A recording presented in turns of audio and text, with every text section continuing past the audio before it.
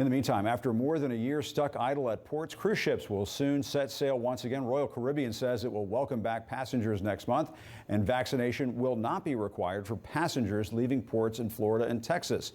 CNN's Natasha Chen has the details.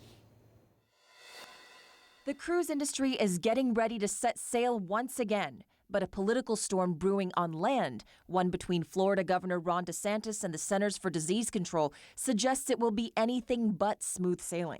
Right now, most cruise lines are advertising new summer sailings with vaccination requirements. But Royal Caribbean abruptly changed course on Friday. Only its ships departing from Seattle and the Bahamas on or before August 1st will require passengers 16 and older to be vaccinated, but no vaccination requirements for its sailings from Texas or Florida. Florida, where businesses can be fined for requiring customers to show proof of vaccination. I was surprised by the blink because I think they're on the better side of it, and I think they're better off staying on Team CDC rather than Team DeSantis. Michael Winkleman, a cruise industry expert and maritime lawyer in Miami, says the situation on cruise ships is unique, and the CDC is trying to keep people safe. There appear to be a waiting pattern here. Last year, a number of cruise ships remained unable to dock when coronavirus spread through tight quarters. After the CDC issued a no-sail order, ships sat idle for 15 months. Now the CDC has laid out a framework to get them back in motion. Either have trial sailings with volunteers before opening up to paid passengers, or abide by certain restrictions with the most latitude on ships where at least 95% of passengers and crew are vaccinated.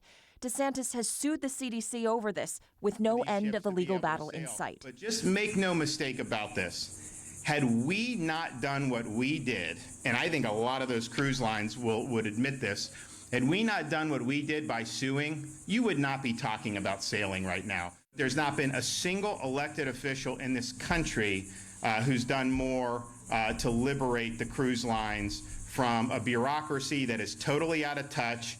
In my opinion, this has nothing to do with helping business. It has nothing to do with keeping people safe. It has to do with him playing to a very small but vocal base of his supporters in an effort to win in 2024. Winkleman says DeSantis won't likely win this lawsuit, a sentiment echoed by a Miami Herald op-ed saying the cruise industry wants to go back to work. The CDC isn't the issue here. The badly conceived vaccine passport law is. The politicking and rule changes have left passengers confused, but this travel agent who specializes in cruises says most people hoping to get on a cruise soon are already vaccinated or planning to be before they board. I think people are just so excited. They didn't get to cruise last summer. They didn't get to cruise this winter that they are willing to, whatever the cruise line needs me to do, I will do it because I want to get on that ship.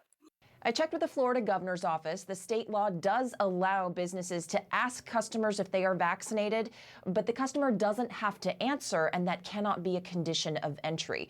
The CDC says right now, anyone getting on a cruise, even if they're fully vaccinated, should be tested before and after the trip, and those who are unvaccinated should quarantine after the cruise, even if they test negative.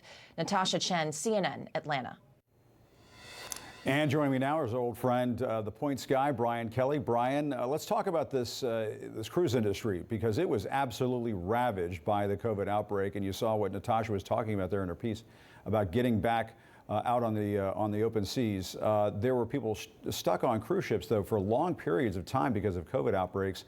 Do you see people going on these cruises if being vaccinated is not a requirement? I suppose some people will go for it, but a lot of folks are going to be worried about that. Absolutely. I mean, the last headlines that we knew as the pandemic was kicking off were those horrible stories about people caught on ships. We know the virus transmits on cruise ships quite effectively. Who knows with these new variants? So, yeah, I don't think it's I was shocked to hear Royal Caribbean reverse course on the vaccinations. Time will tell, but I think most consumers especially who have kids that are not yet vaccinated, they're going to want to have most adults on that ship vaccinated to feel safe cruising.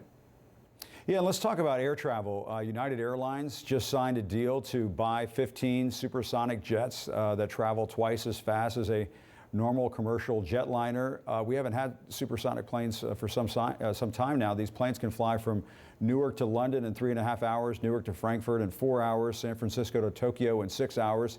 That's pretty remarkable. But we saw what happened with the Concorde. Is this going to work, do you think?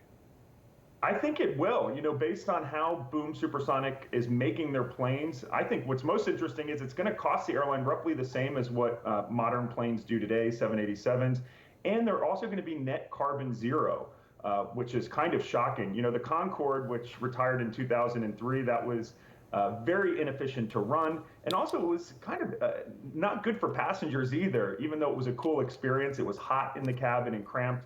The Boom Supersonic planes look really nice, but at best, it's going to be 2029 before we see them. Those planes look cool. How many people can you fit on one of these supersonic jets? Is it a lot?